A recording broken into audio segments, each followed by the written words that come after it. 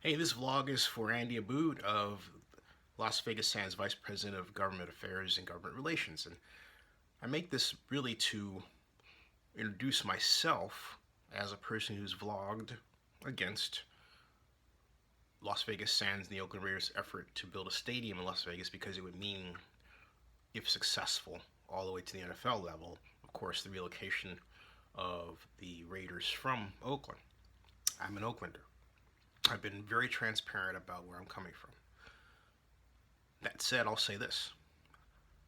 I have covered the Consumer Electronics Show. Actually, you're not supposed to say that. We're really supposed to say CES.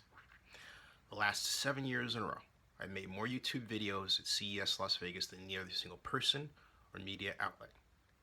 I've also covered the NAB show in Vegas. Of course, that's in addition to, a regular trip to Vegas. I'm not a big gambler by any means. At all. I can't even stand to lose $5. But I digress. As a city planning person with an education in urban planning, both at the undergraduate and master's level, who was always really wanted to be an urban developer, a kind of a John Portman type, I have always admired Las Vegas. I love Las Vegas. It is an entrepreneur's paradise. It is truly the best candidate for city of the future, the kind of place that Walt Disney envisioned, I think if he had to really think about it, when he was considering something called the experimental prototype community of tomorrow. And the monorail is one stab in that direction, if you will. Las Vegas also holds a place that has some of the best food I've ever had in my life. And I've eaten at a lot of places. Maestro's Beverly Hills, 21 New York is my favorite restaurant all around the world. The alley in Oakland, when the oven is working in the back, they have some of the best steaks in the country. 3325 Grand Avenue, great place. I can go on and on and on. Balboa Cafe in San Francisco. But the Fina in the Venetian, oh boy, those steaks are fantastic. The Venetian's your hotel, as is the Plaza. I love that place. I love it. I can't say enough about how well it's done, and that's a compliment to Las Vegas Sands. It really is. So, getting back to my point, I have tried to focus just on the stadium issue and the techniques behind it. I have even advised some people connected with what you all are trying to do, because there's a lot wrong with it. Let me cut to the chase now and say this. Las Vegas is far better off scrapping its attempt to build a stadium for the Raiders and establishing a region-wide task force and forming a plan and taking it time to form the plan to then bid for an NFL expansion franchise. Here's why I say that. First of all, Las Vegas, if it were an NFL city, and I've written this before, would have the second to the lowest wage level in, that's 4 in the morning. It's people are, they're going out and they're going to work. Some guy's got a river motorcycle, but he's actually a lot further away than he sounds. I digress. At any rate, Las Vegas has second to the lowest wage level of any NFL city if it were to have an NFL team.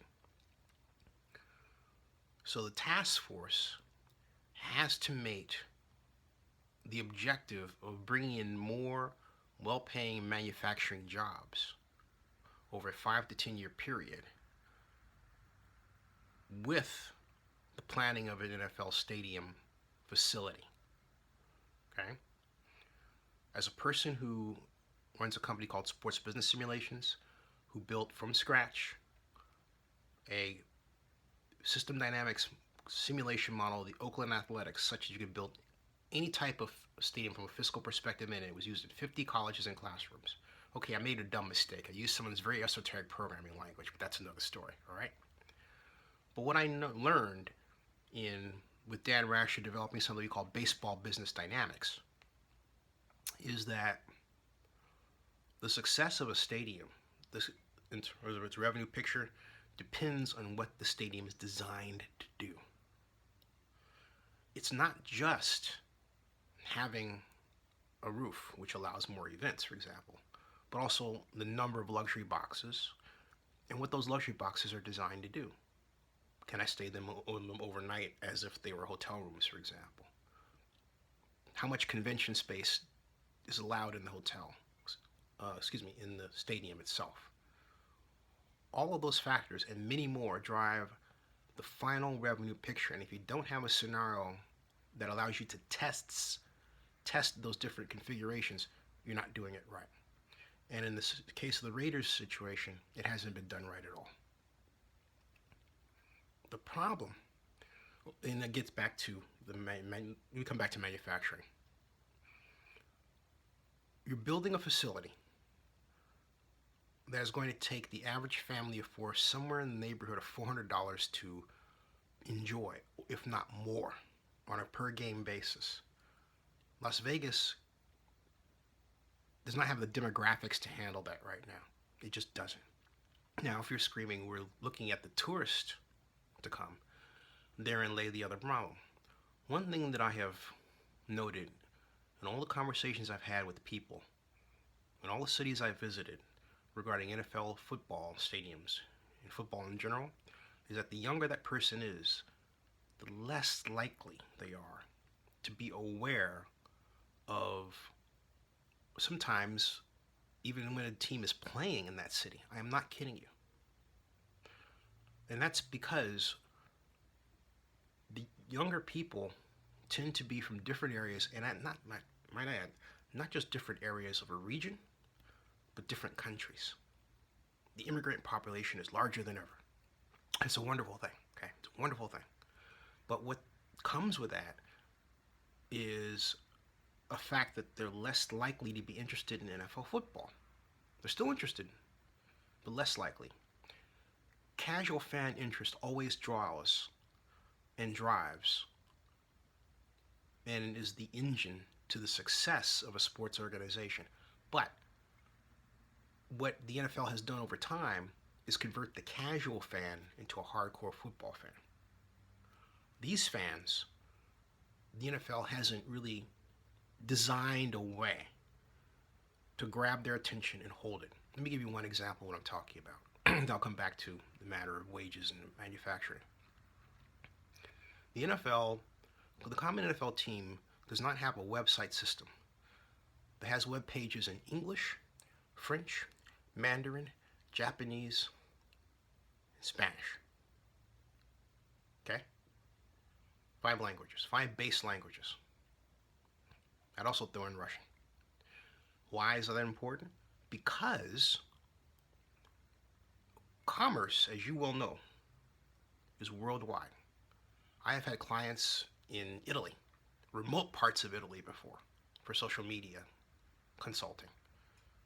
And, money gets converted, comes over. Well, ask yourself this question.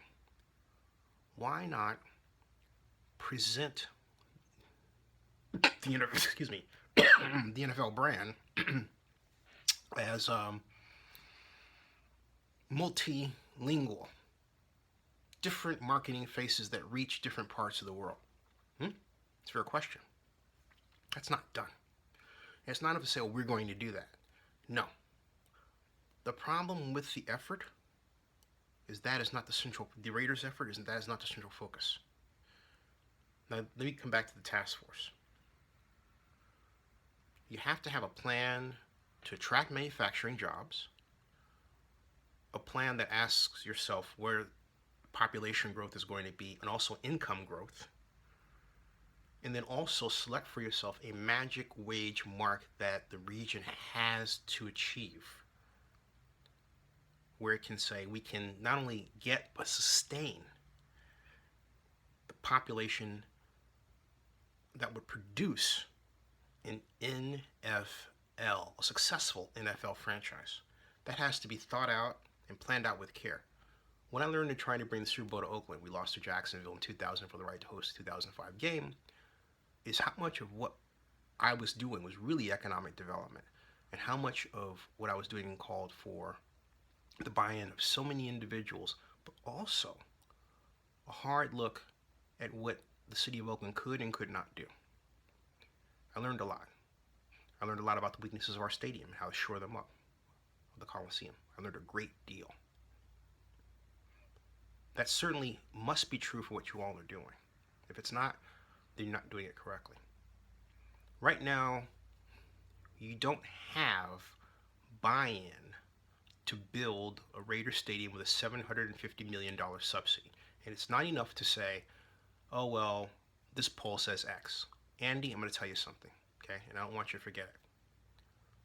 If the poll is done by a Republican, a Democrat, Donald Duck, Daffy Duck, or Mickey Mouse, they should all point in the same direction if there's true public buy-in to build the stadium the way you want it.